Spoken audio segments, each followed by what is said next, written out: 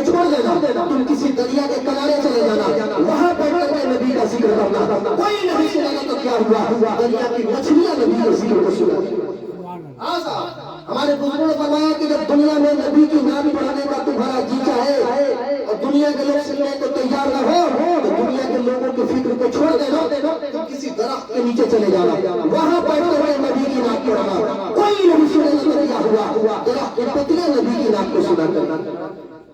ये जिक्र मोहताज नहीं है साहब, ये जिक्र से हम अपनी जिंदगी को संभाले पड़ते हैं, हम अपनी आखिरत को बनाए पड़ते हैं। जरूरत है साहब की जब भी महफिल मिलाद सजे मुस्तफा के जिक्र हो, यहाँ कुछ मसाइल बताए जाते हैं साहब, जिससे आप अपनी जिंदगी में लागू कीजिएगा और मुस्तफा के इश्क में जब आप डूब जाइएगा तो ऑटोमेटिक आपकी दुनिया भी समझ जाएगी, आपकी आखिरत भी समझ। दुनिया में आए हैं साहब तो क्या मतलब, जब लोग कब्रिस्तान में जाते हैं मैयत को लेकर के, जब तक रास्ते में चलते हैं कांधा देते हुए, उस वक्त तक एहसास होता है कि हम किसी जनाजे में हैं और दुनिया में कुछ नहीं रखा गया। हकीकत दुनिया में कुछ नहीं रखा गया है। एक बाप को मैंने देखा था, बीएसएफ में नौकरी करने वाला बाप जो इतना कमाया, जमीन खरीदा, घर बनाया, गाड़ी खरीदा, 4 व्हीलर बेटा को दिया, बेटा खूब ऐश किया, बाप को ऐसी बीमारी हुई कि ड्यूटी पीरियड में उसका इंतकाल हो गया। 6 रोज के बाद, एक सैया की बात है साहब, 6 रोज के बाद मैयत आई, मैयत आने का जिस बॉक्स में लाया गया था खोलने के लिए बेटा तैयार नहीं था, खोलने के लिए तैयार नहीं था। हम और वहाँ के इमाम साहब 3 लोग को मैं और तैयार किया कि चलिए देर हो रही है, मगरिब की अज़ान होने वाली थी, बोले कि जल्दी चलिए इसको जल्दी से खोला जाए और गुस्ल दिया जाए, जनाजे की नमाज हो, नहीं तो फिर रात हो जाएगी। हम इमाम साहब पहुंचे, एक वहाँ से पतरा को हटाए ना, इस तरह झांक आई कि आंख से आंसू और नाक से पानी निकल गया।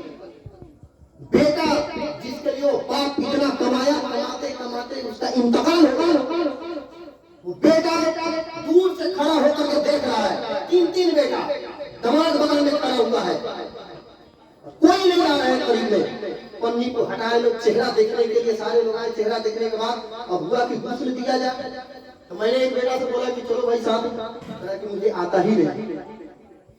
कितनी शर्म की बात है, एक बाप इतना कमा करके उसके लिए बंगला बना दिया, गाड़ी दे दिया, ऐश की जिंदगी जीने का तरीका बता दिया, पैसा दे दिया, दौलत दे दिया, धन दे दिया, सब दिया, अपनी जिंदगी भर कमा करके पैसा दे दिया, लेकिन उस बेटे को इतना तरीका नहीं दिया कि जब मेरा इंतकाल हो जाए, मेरी मैयत पड़ी हो, तुम अपने से पैसे की जरूरत नहीं है, तुम खुद आगे बढ़ना और मेरी मैयत को खुशी भी देना, मेरी मैयत को कफन भी पाना।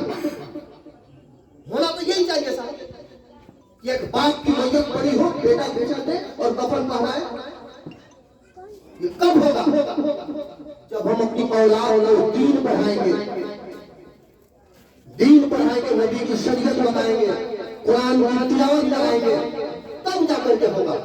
हम दुनिया पढ़ा करके बेटा को दुनिया के मुताबिक जिंदगी गुजारने का हमने तरीका, बेटा उसके बाद क्या होता, जनाजा जाता, बेटा इतनी शऊर नहीं है और कि वो मिट्टी देने की दुआ तक याद नहीं। वाह रे वाह, जो बाप जिंदगी भर कमाया, हाथ में जख्म पड़े हो या पांव में बीमारी हो या दवा खा करके उसे नौकरी करनी पड़ती हो, जिस बेटा के लिए इतना पैसा कमा कर रखा, उस बेटे को एक दुआ याद नहीं है, मिट्टी देते वक्त जो दुआ पढ़ के मिट्टी डालती, 3 डालने के बाद 5 और 10 डाल देता। देखिए क्यों हमने सिर्फ पैसा कमा करके बेटा को दिया है, दौलत गाड़ी बंगला दिया है, लेकिन बेटे को दीन से करीब नहीं दिया। काश ऐसा हो जाता, अगर किसी का 4 बेटा हो या 2 बेटा, उसमें से कोई एक मौलाना या हाफिज होता, मैं दावे के साथ कहता हूँ, कम कमाता 4,000 8,000 तनख्वाह उसको मस्जिद में मिलती, लेकिन जब बाप बीमारी से जूझ रहा होता तो बिस्तर पर दर्द की वजह से उसको 2 घंटा इंतजार नहीं करना पड़ता। वो मौलाना वो जानता कि ये बाप है, इसलिए हमें इतना है, वो किसी भाई के कहने से पहले वो खुद जाकर के दवा ला करके बाप को खिला देता। मैंने अपनी नजर से देखा ऐसा, मैं झारखंड मधुपुर से प्रोग्राम करके लौट रहा था, हाजीपुर उतरा उस रात में, हाजीपुर में मेरा प्रोग्राम था, तो मैं लौटा वहां कर दिया रात में यहीं रह जाएंगे। ठंडी का मौसम था, जैसे स्टेशन से बाहर निकला, एक बूढ़ी औरत थी जो नकाब पहन करके वो दतून बेच रही थी। उसके करीब गया जाकर के 10 रुपए के दतून खरीदा और वही दतून कर रहा था। उसके बाद हाथ कांप रहा है, पांव कांप रहा है, ये बूढ़ी औरत नकाब पहन करके मुसलमान ही तो है, लेकिन ये हालत।